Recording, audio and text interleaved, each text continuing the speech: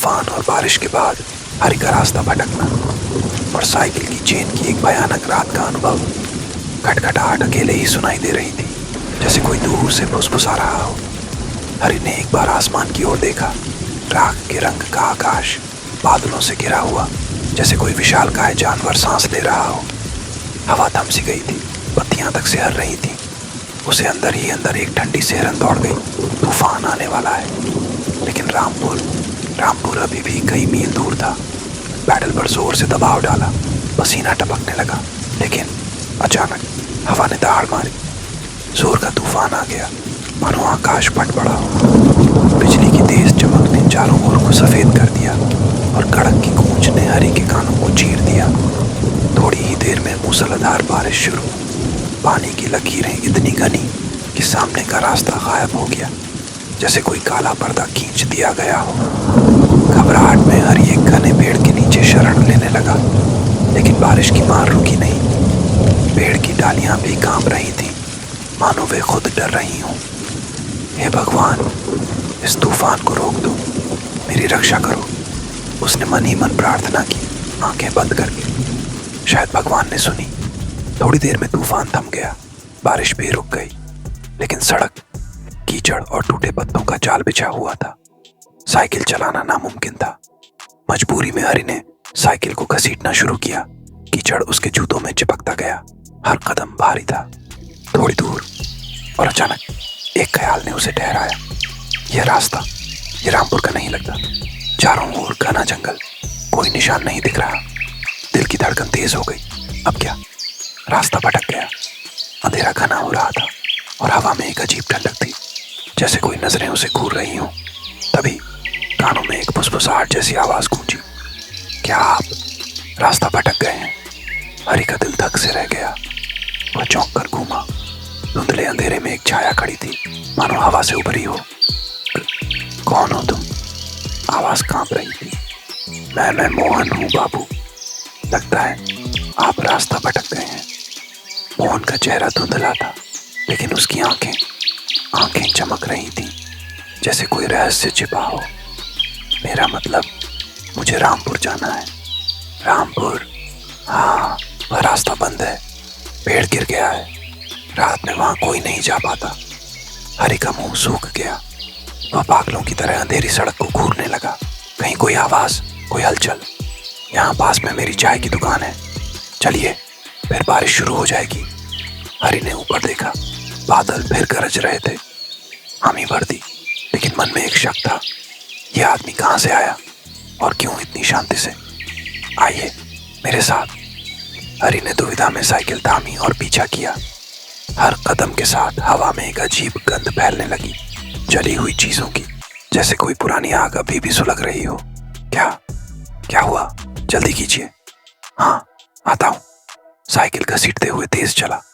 थोड़ी दूर एक गाब का पेड़, उसकी जड़ें मिट्टी से बाहर लटक रही थीं, जैसे कोई हाथ फैलाए। पास ही एक झोपड़ी, अंदर हैरिकेन की लौ जल रही थी, पीली, स्थिर, लेकिन इतनी स्थिर कि डर लगे। आइए बाबू, यही मेरी चाय की दुकान है। हरी ने साइकिल टिकाई, चौखट पर खड़ा हुआ। अंदर चूल्हा, चाय का सामान, लेकिन इतनी सुनसान जगह। कौन आता होगा यहाँ? मन में सवाल घूमने लगे। क्या यह जगह जीवित है? मोहन ने एक मोड़ा लाया।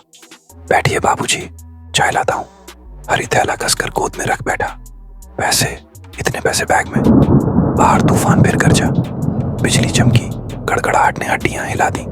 लीजिए चाय, भीग गए हैं आप, पीजिए, गर्माहट मिलेगी। इतनी जल्दी? हरी ने चुस्की ली। स्वाद अजीब था, लेकिन गर्म था। बारिश फिर शुरू, बूंदें तेज थीं। यहाँ चाय पीने कौन आता है, इतनी सुनसान जगह? मोहन मुस्कुराया, मुस्कान में कुछ ठंडक थी। पहले बस स्टैंड था पास, लोग आते थे। अब जैसे कोई। हरी का सीना सिहर गया। चाय की चुस्की में एक ठंडी सांस महसूस हुई। आज रात बाबूजी नहीं जा पाएंगे। यहीं रुक जाइए। बारिश तेज हो रही है, बिजली लगातार चमक रही है, लेकिन लौ हिली नहीं।